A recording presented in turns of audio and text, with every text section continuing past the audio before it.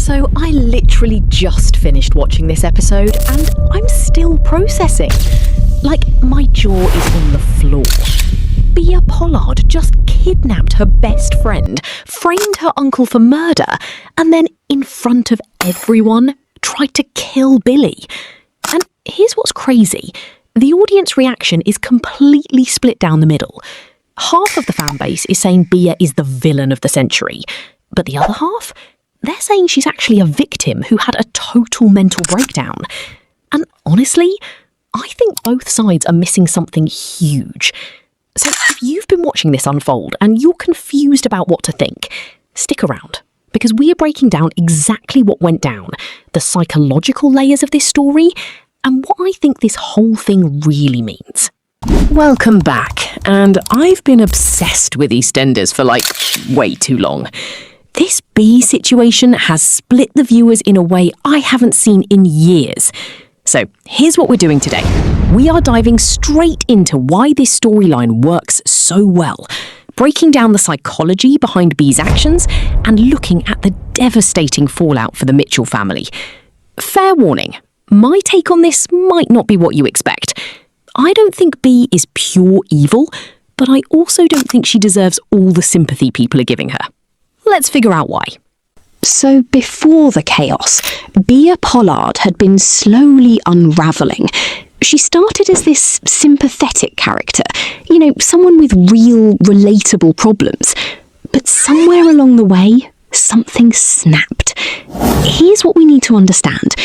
Bea didn't just wake up one day and decide to kidnap someone. There were layers to this. She was struggling, isolated, and when people don't get help, desperation turns into dangerous decisions. The genius of this storyline is that it forces us to ask uncomfortable questions. Was Bea genuinely unwell and ignored? Did anyone try to help her? And how far can sympathy go before it becomes enablement? Here's my hot take on the situation. Bea is dangerous and mentally unwell. Both things are true at the same time. But the internet wants her to be only one or the other.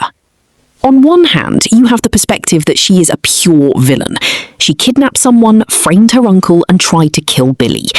You can't kidnap people and simply call it a mental health crisis. That's a serious crime, and accountability matters.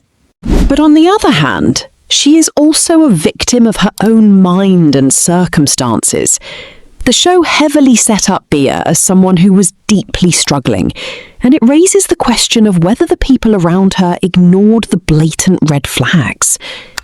Ultimately, Bea was mentally unwell, but that doesn't excuse what she did. She made choices, bad choices, and now she has to face the consequences. You can feel sad for someone and hold them accountable at the same time. Okay, so Bea does something drastic. She frames Billy Mitchell for her own murder. Genius? Insane? Probably both. Then she kidnaps Honey and takes her to a remote cottage in Kent. But here's where it gets fascinating from a character perspective. Bea tells Honey that they're going to start a new life together. Complete with fake passports, new identities, and a whole campervan lifestyle. She's not thinking about consequences. She's thinking about escape. She's romanticising this kidnapping as a fresh start. That's actually incredibly tragic. She's so desperate to run away from her life that she's dragging someone else into her delusion. Meanwhile, Honey is terrified. She's locked in this cottage, her kidnapper is planning a fantasy future that doesn't exist, and she has to think on her feet to survive. And what Honey did was absolutely brilliant. When Bea mentioned the village, Fordwich, Honey remembered it, and when she got access to transfer money, she used that location as a hidden message. There's a brilliant argument to be made that Bea literally telling Honey the location wasn't an accident. Part of Bea wanted to be stopped. She was self-destructing and taking everyone with her, but a subconscious part of her knew this had to end. Once Suki notices the missing money, the community kicks in. Linda and Nicola piece together the clues, and they race to Kent. But Honey doesn't even wait to be saved. She finds a spare key and saves herself. That is the ultimate turning point.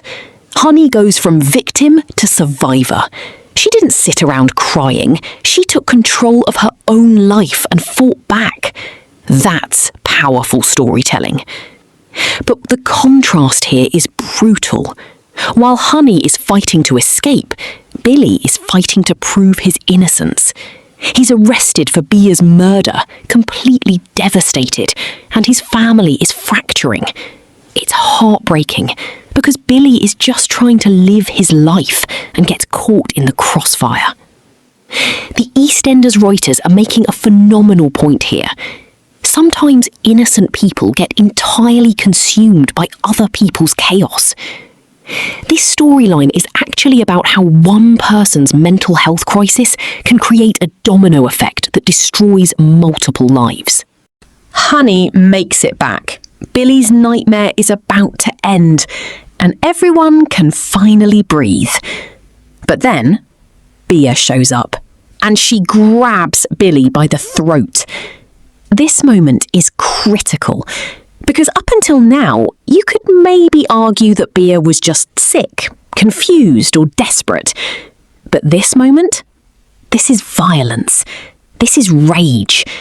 This is someone who has completely lost control. And Honey doesn't hesitate. She tackles Bea to protect her family.